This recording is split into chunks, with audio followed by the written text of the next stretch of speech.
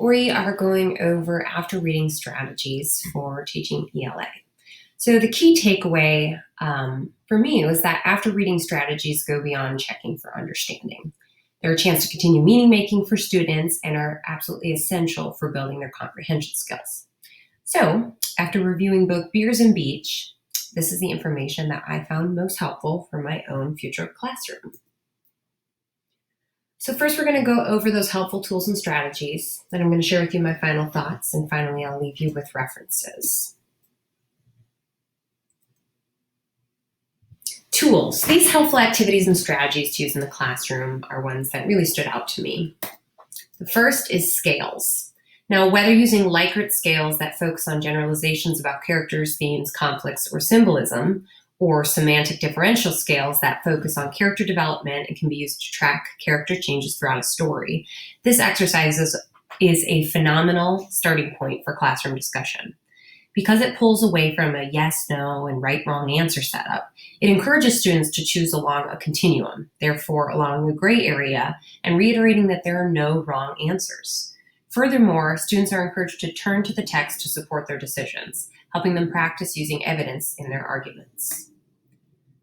The second tool is Somebody Wanted But So.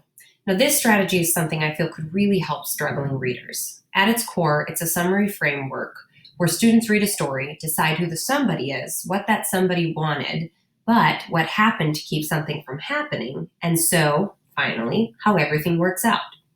This strategy not only helps students process a story's main idea and plot, among other elements, but it also encourages them to talk amongst themselves about the story and makes a great starting point for a classroom discussion. Now, moving along to It Says, I Say, this strategy is especially helpful, I feel, for students to use as a during reading activity. It can be an ongoing piece, helping students to track important elements as they read, but also allows them to look back on their notes and review their previous thoughts.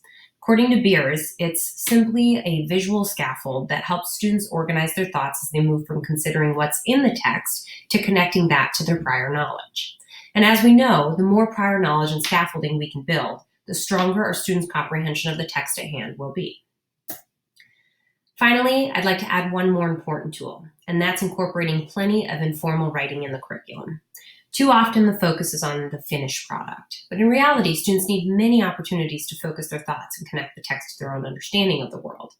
By incorporating things like free writing, annotations and note-taking, mapping, belief and attitude statements, artwork opportunities, rewriting and remixing texts, dialogue, journal, or blog writing, and wiki writing, students are not judged on their final comprehension only. They're encouraged to view reading as a process of understanding that takes time and thoughtful reflection to achieve. Now, as with all comprehension strategies, these must all be clearly modeled, and modeled frequently at that. But it is my belief that each of these tools and strategies are essential to my own ELA classroom, and each has the potential to be utilized quite frequently across the year with a variety of texts.